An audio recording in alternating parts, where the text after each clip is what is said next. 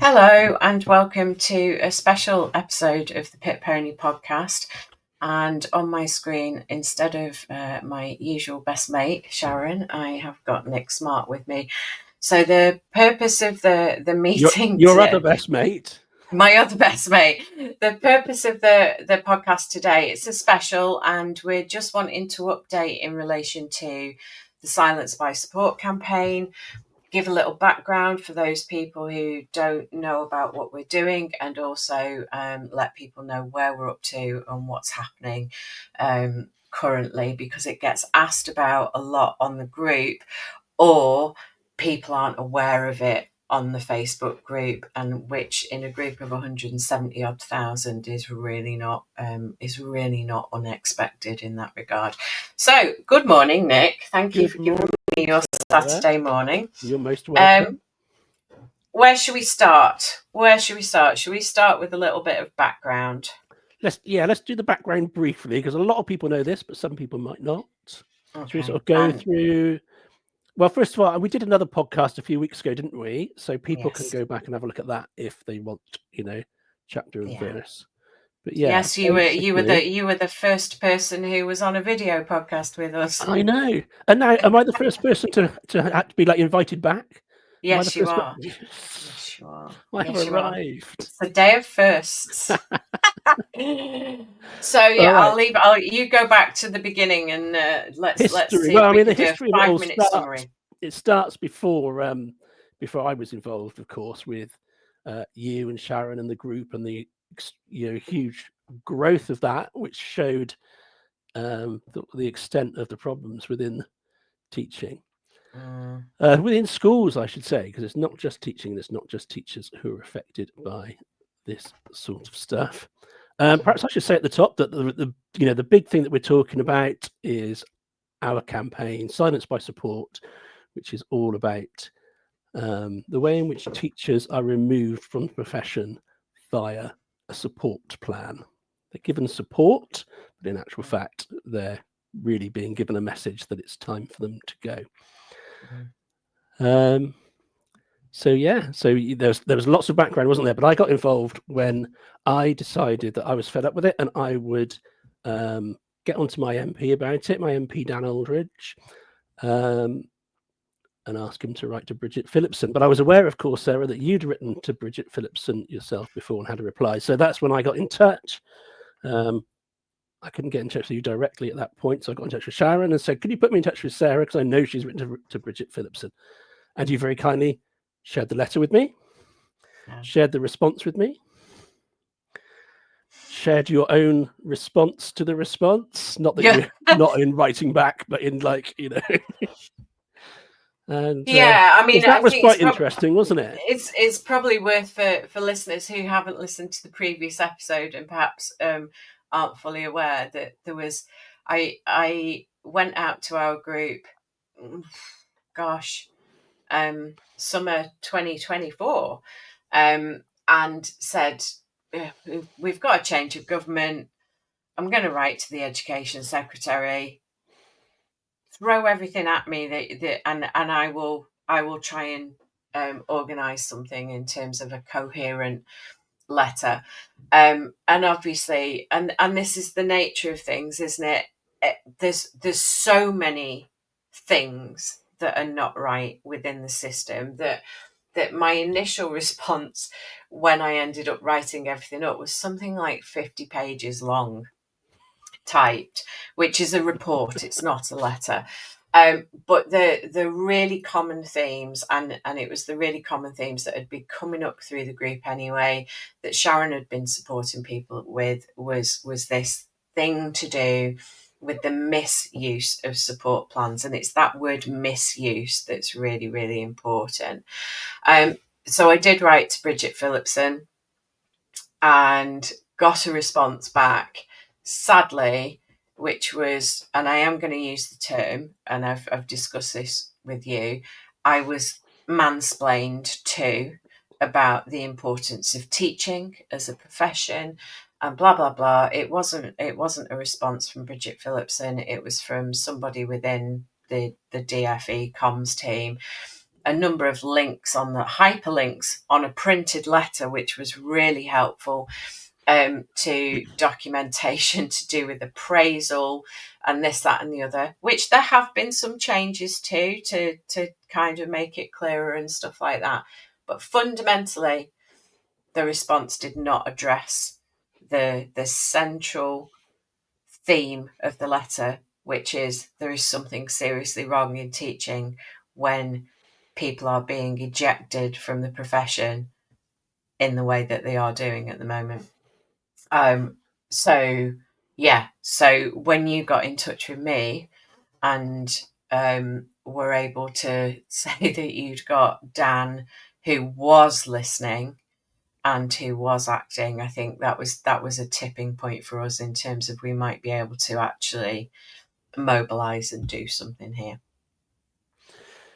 And also the great thing is when an MP writes to the Education Secretary has to respond. You know, when an MP writes to a minister, they do have to respond. We haven't got that response yet, but we live in hope. Also, the letter went to Helen Hayes, who is chair of the Education Select Committee. So hoping we might get a response there as well. But yeah, that was how it. That's how I got involved with what you'd sort of been campaigning on for quite some years, really. Yeah, and then we sort of started firing stuff off to various places, didn't we, to just try and make a bit of a fuss.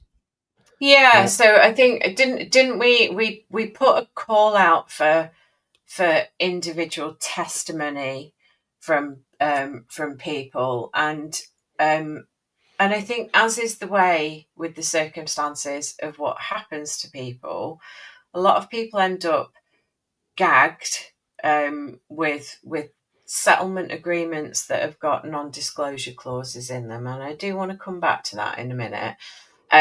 But after a bit of a kind of slow false start in terms of doing that, we ended up with, I think, about 350 individual testimonials from or testimonies from people that you then, bless you, did amazing work with in terms of making sure that they were absolutely anonymous, that there was nothing identifiable.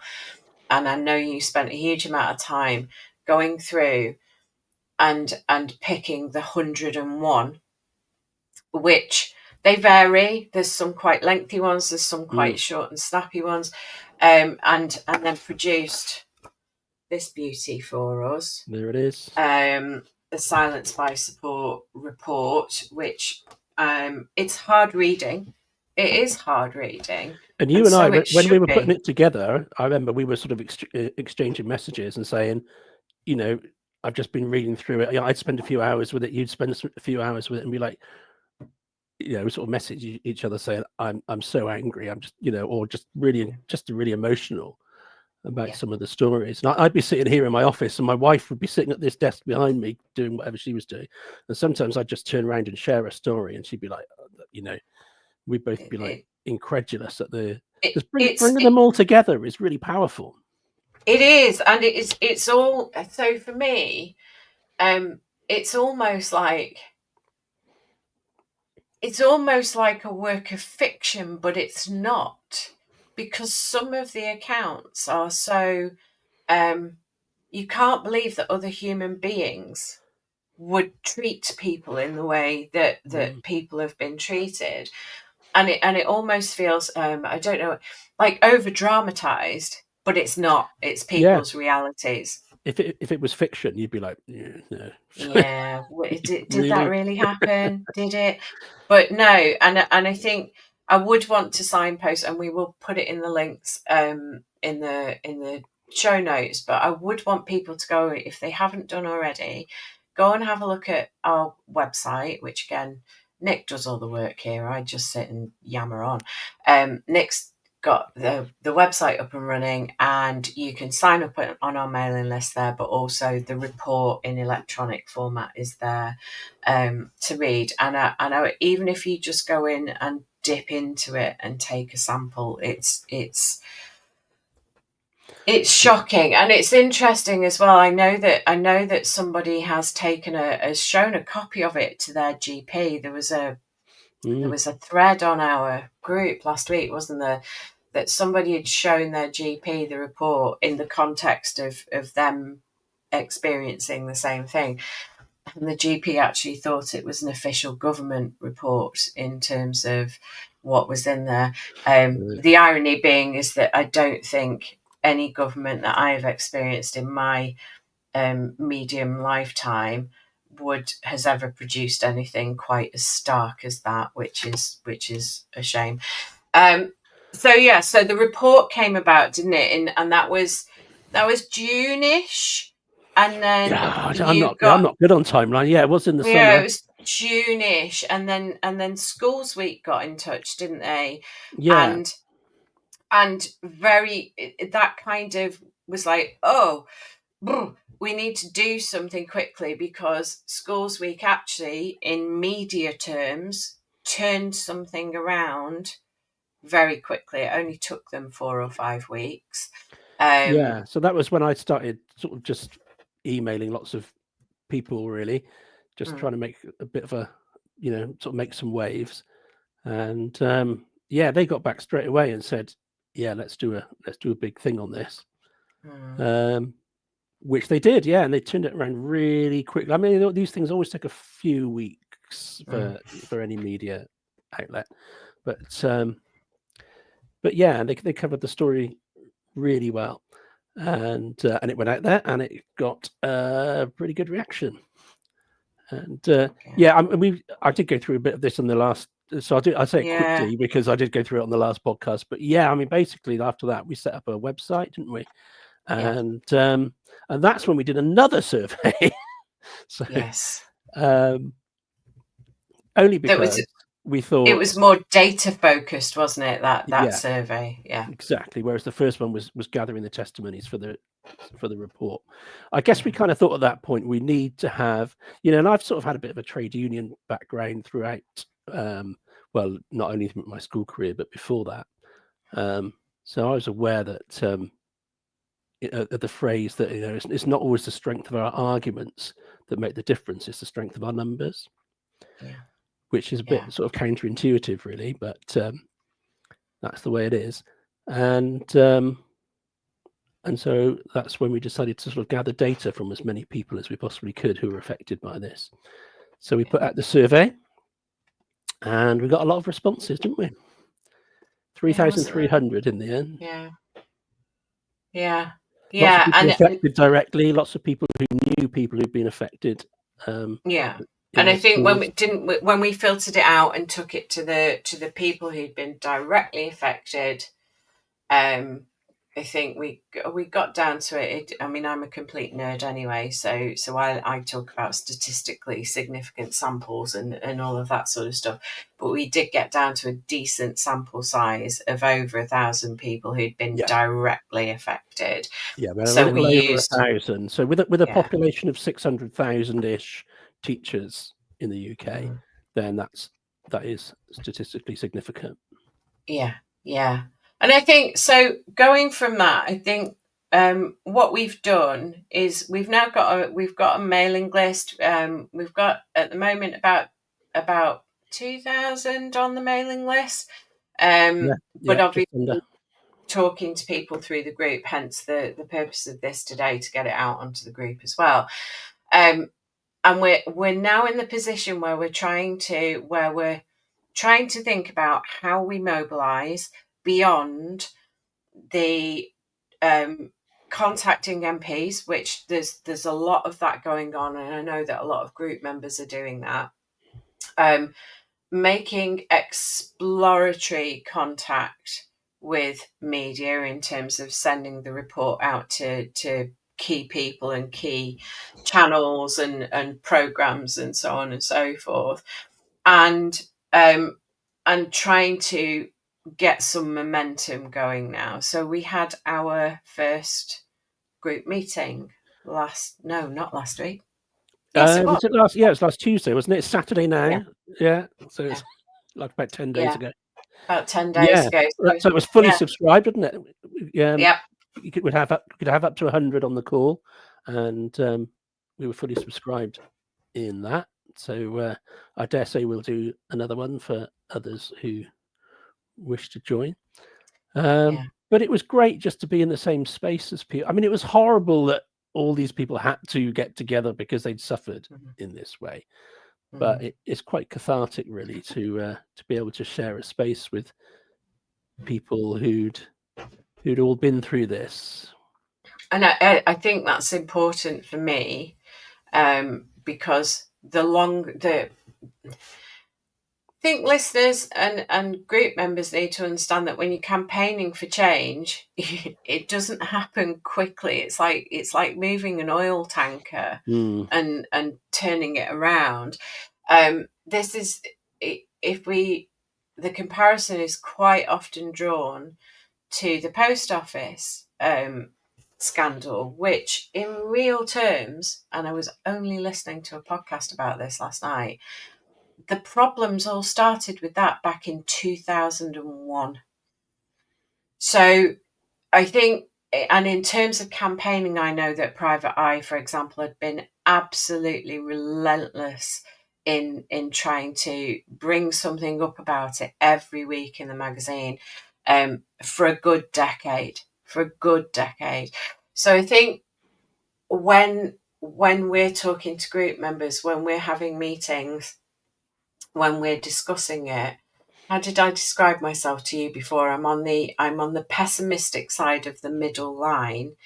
I'm a realist that things take time because you're involving people and bureaucracy and all sorts of things, and it can take a long time, but that doesn't mean that things aren't going on in the background and that people around us aren't being utterly relentless in terms of what we're doing. So we want to see, and Sharon's not with us, but we want to see local meetups, regional meetups. We want to be getting different groups of people together, because I go back to what you said. When we're talking to people, yes, the testimony is important, and it's the shock factor. It's the horror of how can people deal with that. But when it comes to it, you need numbers. They want to know, how many people is this affecting? How many local authorities is this happening in? How many schools is it happening in? Is it happening in particular multi-academy trusts? They want numbers. So that was where we went to the research. And I think, for me, we want the physicality of people meeting up, so we can actually get to a point where there is a big body of people. I would love to see a protest. Sharon has talked endless times about wanting to have a protest, or is that the word? But yes, a big group of us at the Houses of Parliament with gags on, because that's what's happened to so many people. But sat behind that has got to be people doing things, taking action, being really coordinated, keeping the message going, and that's going to need money, which is why when Sharon comes back, there's going to be a big push in terms of getting a fundraising committee together and starting to think about the ways in which we can fundraise. Because, as an example, and I am going to say this, that report, which is beautiful, and it is beautifully, your print guy has done an amazing job, but I know that, yeah, thank you. I know that us just getting, what did we get? Did we get 20 copies? 35 copies. So it was a tenner a book, wasn't it, essentially, after setup costs and all the rest of it. And and that's been funded by, I think we paid 300 between us, didn't we? Yeah, so that's out of pocket, and that's fine. We've accepted that was the case. But to do a lot of the things that we want to do is going to take some funding sat behind it as well Mm. in order to cover the costs of things. Well, another example there is the mailing list, Yes. where I use MailChimp normally for bulk emails, but there's a limit on the free accounts. You can have 500 members, 500 people signing up. So, and we've got 2,000 people who've given us their email to be part of it. So, so I had to set up 4 different accounts to keep within the 500 limit. And then, having done that, I found that MailChimp realized that I was sending the same content from a similar, account, and blocked one of them. So I set up another one, and they blocked that, and I did that 2 or 3 times and tried to change it a bit and stuff. So then I had to open another one with another sort of mail provider like that.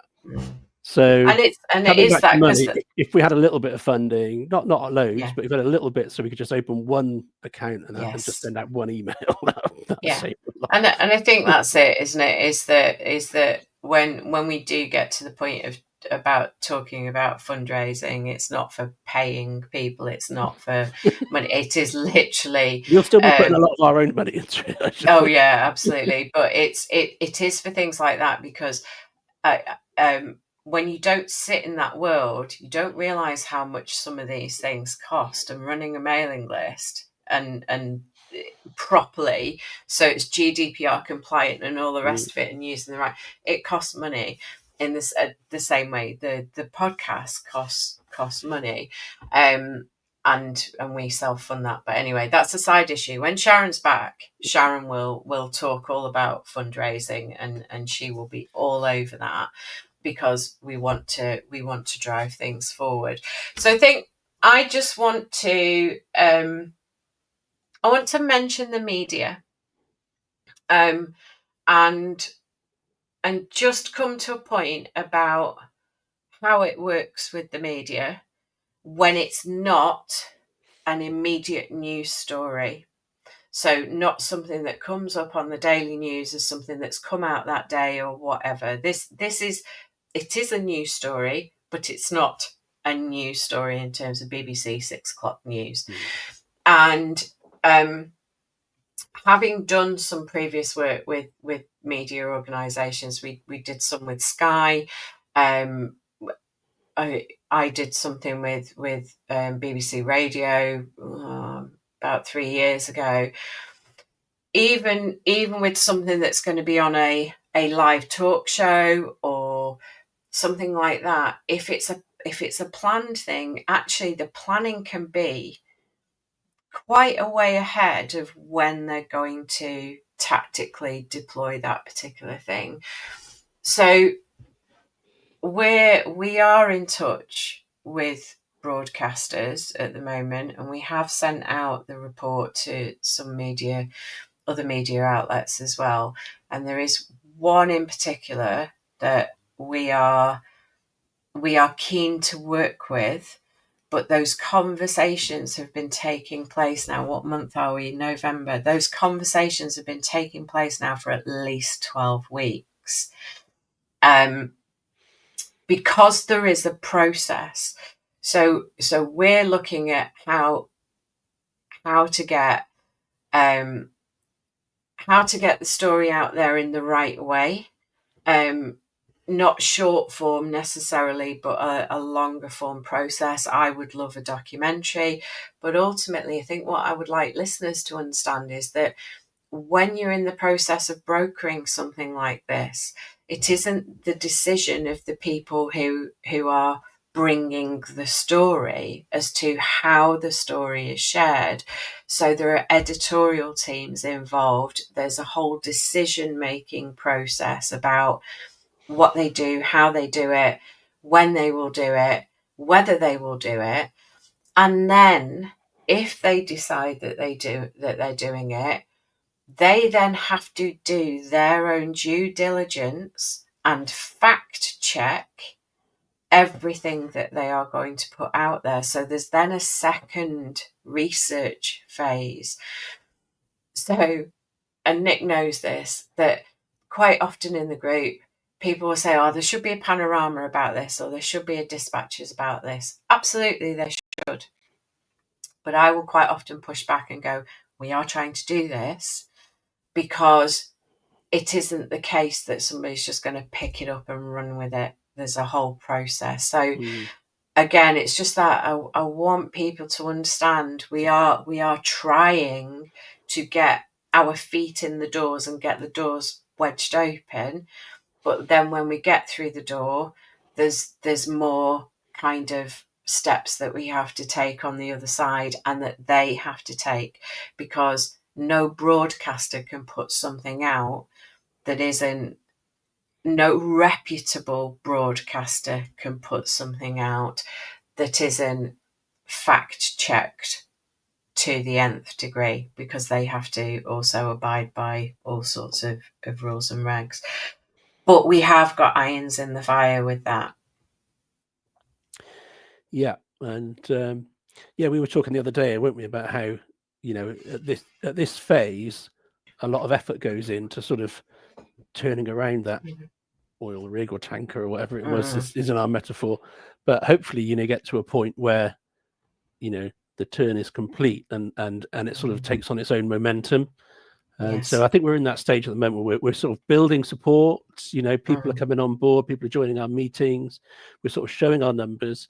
We've collected data to prove that this is a serious issue, but the data that we've collected will probably only point people towards collecting their own data. You know, ours is more of a survey more than a kind of you know, a sort of a proper poll that you would get done by a polling company or something. Yes. But it's, you know, it is significant, and it definitely, and it shows that there is absolutely I mean, it shows, as we've said before, the headline figure that we share, because a lot of data came out of that. But the big thing for me, when I looked into the data, I was starting to look for, you know, what's the gender balance? What's the, you know, is there a sort of disability element? Both of those, yes, is the answer to both of those. But also, we shouldn't lose sight of the fact that just the enormity of it, that well over 70% of people who get a support plan end up leaving their job. So it's not very supportive, I guess. Not very successful, is it? So yeah. So but I guess my point is that our data will the main point of it is just to prove that there is a problem, to show that our sheer numbers show that there's a problem. Yes, and that actually, and that's going to lead nicely into something else there, isn't it? That you and I had a bit of an off-camera discussion about the other day, which is there are organisations who would be better placed because of the structure of their official memberships to actually gather this type of information.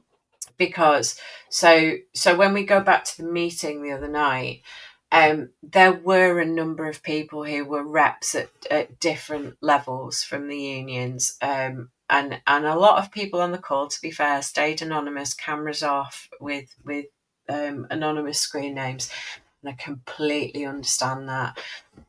But there were some representatives from different unions as well, who, rightly so, talked about the balance needed in terms of perspective, because where we've been banging on, Sharon in particular, but I came off the fence a little bit about this, is that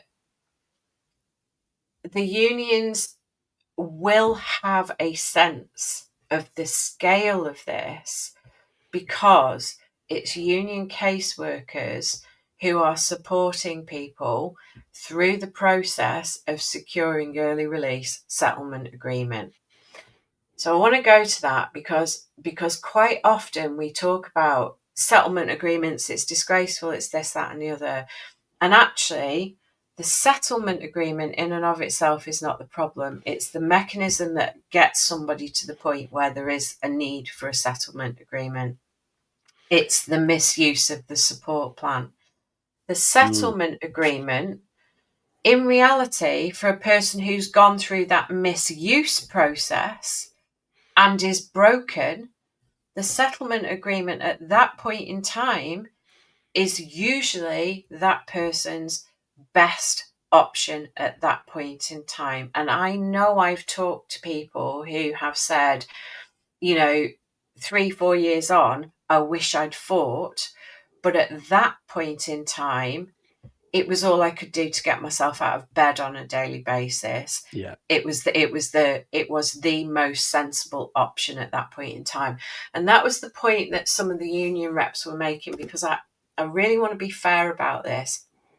Union caseworkers are in a position where they have to advise on options, and then ultimately the group member, the union member, the individual, has to take the decision for themselves. It's exactly the same when you're dealing with a lawyer, and I've got extensive experience with this. A lawyer will advise you, but then waits for you to give the instruction, and they will only take instruction. They will not let you go, no, can you decide which course of action is best? So the settlement agreements, for me, there is a place for them, because actually for a great many people, it is the way for them to be released from their contract, receive their notice period in terms of pay, and not have to step foot back in the building.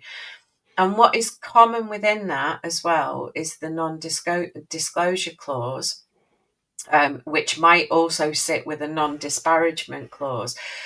But I do have to say, NDAs in and of themselves are not a bad thing necessarily. It's when they are also misused. And an NDA actually should serve both parties. So again, I've been party to settlement agreements in terms of seeing them. And I know of people who've actually challenged their school back months after the fact, because it's come to light that the school has been saying things about that former member of staff, and the non-disclosure element in the settlement agreement has allowed them actually to pursue the school, because the school has broken the terms of the agreement that they agreed to. So it's a messy area, because actually settlement agreements do serve people at a point in time when they might be utterly broken. It doesn't make it right that those people are there at that point in time. So we're not necessarily campaigning about settlement agreements. We're campaigning about the misuse of support plans that ends up with people having no choice other than to take those settlement agreements. Yeah, we would not want to have a campaign, would we, that said, that it was anti-settlement agreement? No. Because imagine people are in that situation where, they've been through the support plan and everything, and now it's looking like capability, and you don't have that lifeline anymore. That would be a nightmare. So I wouldn't want anyone to think this is an anti-settlement agreement campaign. Absolutely. But I think that's where I want the unions to be a bit more open. Is yes, fine, support people, get them their settlement agreements, but you have the numbers to do with how many people you have supported with settlement agreements, what the circumstances are that led to that, because I would expect that the vast majority of them nowadays, in this current period, based on what we're seeing anecdotally, is to do with this misuse of support plans, people being told out of the blue that they're suddenly not good enough, and the support plan is not supportive. It is purely a tool to make people think, well, shit, it's time for me to go. And we talked about that on the previous podcast. Yeah, I think I was going to say the same thing, but also, and we said this in the meeting as well, of course there is a place for support plans. People do need support at times. Of course there is a place for not a disciplinary procedure, but a sort of a competency procedure. Because Capability. yeah, exactly. I mean, it's just the way it's used. It has to be used properly and fairly. And so often, sadly, when you get a support plan, it's just a step. It's because procedures say that you have to have taken these steps before you Yes. get to capability. Yeah. And It's a step on the way, that's isn't what it it? becomes, and the outcome's inevitable, sadly, in well over 70% of cases. And I think the other point for me with settlement agreements, and I think I said this on the meeting, and I don't know where the analogy came from, but it landed. More often than not, when people are at the point where they've decided that settlement is the only way, and it's the only reasonable way, because the reality of unfair dismissal, constructive dismissal, grievance processes, statistically, it is so unlikely that you will ever win in those circumstances. I think it's something like less than 5% that ACAS report. Industrial tribunals rarely go in favour of the employee, rarely, because the bar is so high. But the point that I was coming to was that quite often when somebody is at the point where they are agreeing to a settlement agreement and they're signing it, they are so mentally unwell that they shouldn't be even in a position where they're making those sorts of decisions about their future career, their pathway, all of the rest of it. And I think I said, when you've got somebody who shouldn't even be allowed to go to the supermarket and make a decision about what loaf of bread to choose, they should not be in the position where they're being expected to sign a settlement agreement. And one of the things that we would really love to see, alongside references being standardized and centralized and a whole pile of other things, is that actually you should be declared medically fit to sign an agreement like that, because I know of people who sign them when they are declared unfit for work by a GP due to stress and anxiety. So if you are unfit for work in those circumstances, you are not fit to be signing a legal agreement that binds you for the rest of your life. So, yes, settlement agreements, not necessarily the bad thing, but I think unions have a lot more information that actually, even if it isn't centralized currently, there could be a way of doing that to help make the point in terms of what is happening. And I also think that when people are faced with, a decision to get out of teaching, it's really hard to explain to people who aren't in teaching how hard it is to get out. Because, as we know, as teachers or ex-teachers, there are three deadlines. There are 3 points in the year by which you have to resign in order to leave 2 or 3 months later on. And all the paperwork says it's like a 2 or 3 month notice period, but it's not. If you resign on the 1st of June, you can't start your new job until January. Yeah. We did a whole episode about this a couple of weeks ago. Yeah. But that's what traps people. People don't really understand that. People kind of say, well, get another job then. If you hate it that much. It's not that easy. And you just can't apply for another job and expect an employer to wait, somewhere between 3 and 7 months for you. You'll get offered a job on the 1st of June. You say, yeah, sure, that's great, thanks, I accept your job. I'll see you next year. So to get out of teaching, you have to make a massive leap. Really, your only safety net is to do supply for a while. That takes ages to set up, by the way. You have to get a new DBS and all sorts of stuff. So it's really a massive thing to get out of teaching. It's not just apply for another job and do something else. So I think I know that's another thing that you raised in your letter to Bridget Phillips. Yeah, it is, but it goes to why actually a settlement agreement might be the most appropriate thing at that point in time, because fairly normal. I don't want to upset any HR or legal people, but the evidence that Amelia Harper managed to secure in terms of the Sky coverage that we got a couple of years ago, and some of the research that we've done suggests that it's fairly standard that people get their notice period, so their salary for that period of time between. That seems to be fairly standard, and actually, if that gives somebody a bit of breathing space to then be able to have a couple of months where they know their bottom line's covered whilst they are trying to find that job that they can go on to, then that's brilliant. But obviously, it's also not brilliant. So I think where I want to go to at this point, because it is an update, I think is just we will be doing more online things.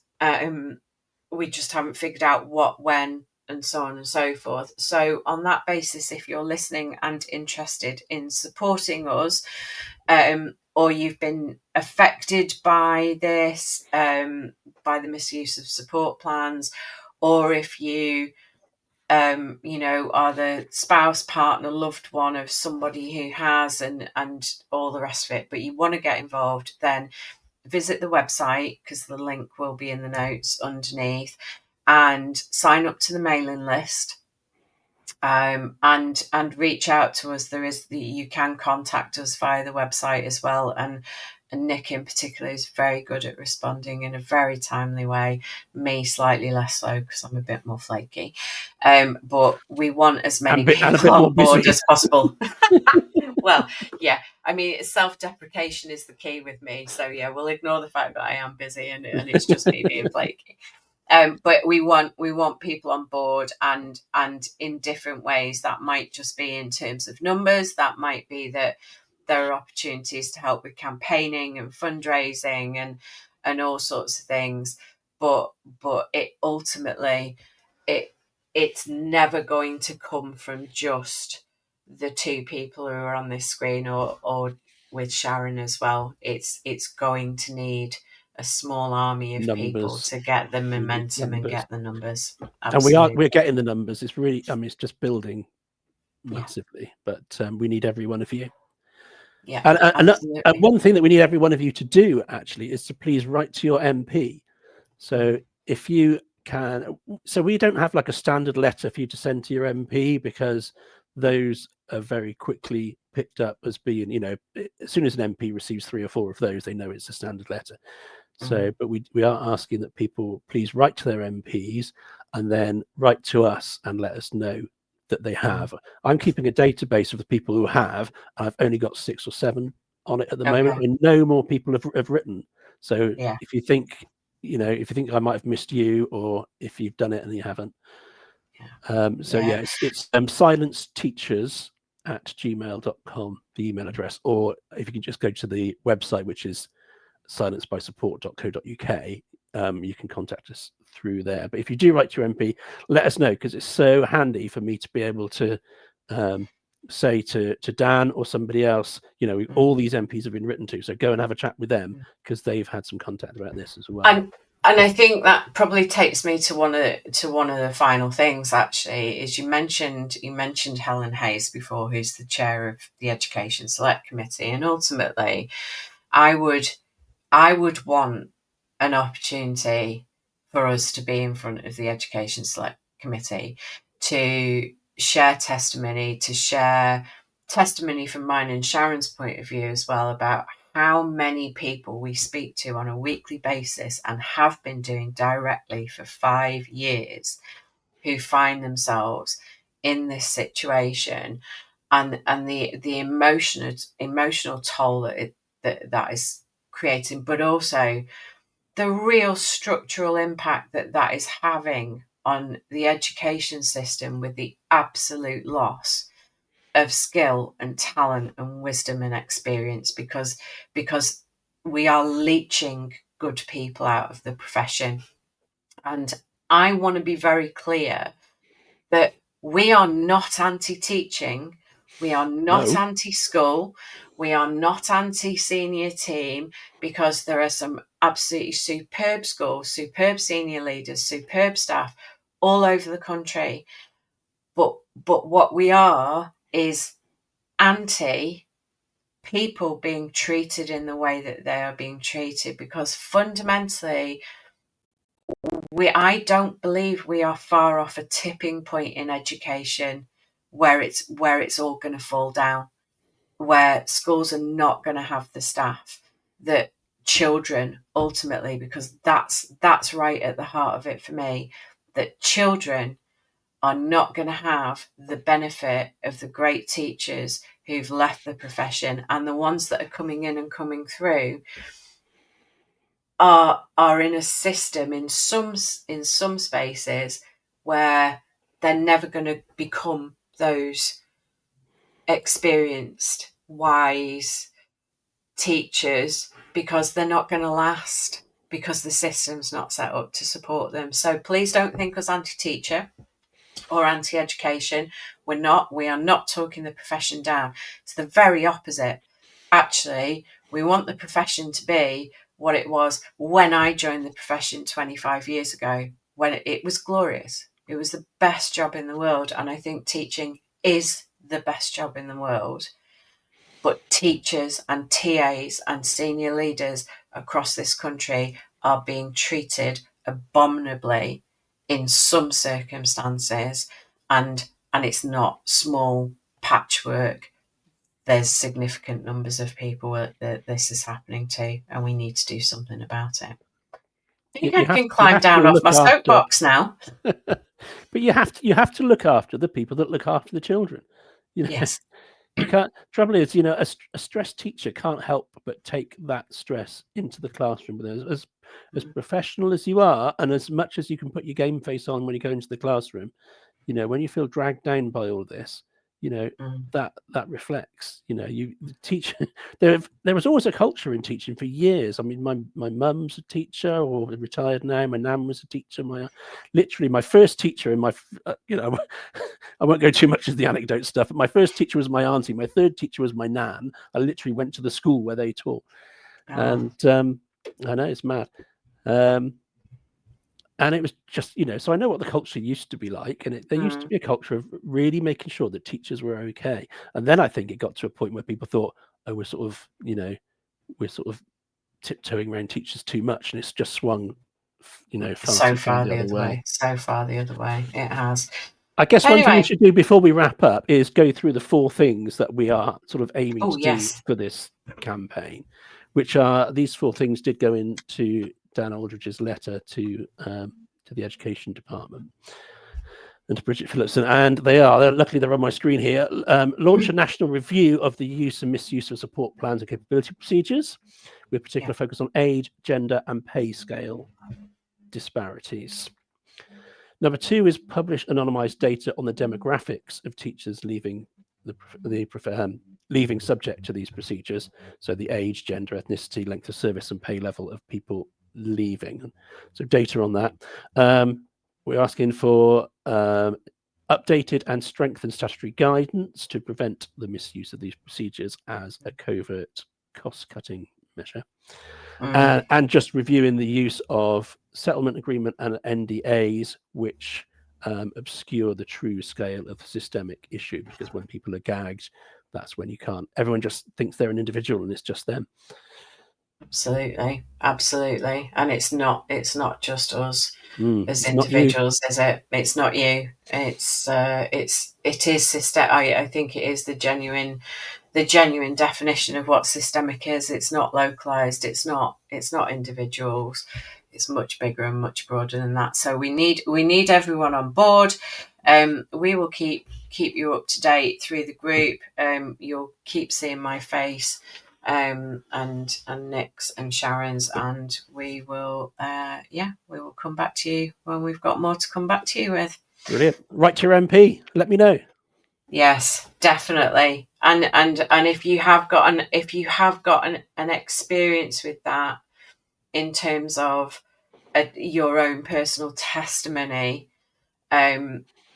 that is very powerful, but just be careful. Obviously, there is confidentiality in terms of anything you communicate with an MP, I think, but please do be careful that you aren't spectacularly breaching anything in terms of writing. But I think that need for something personal and impactful rather than template focused is going to be of much more significance. And if we can get every MP in the country having been written to and on Nick's database in terms of they've definitely received a letter, then when not if, when we do get to the point of is Education Select Committee feasible, if every MP is getting contacted, that makes that more likely. So yeah. Perfect. Okay. Thanks so much for your time, Nick. Thank you, Sarah. And I will see you shortly. Please don't leave the studio, though. See you soon. Bye. Ciao.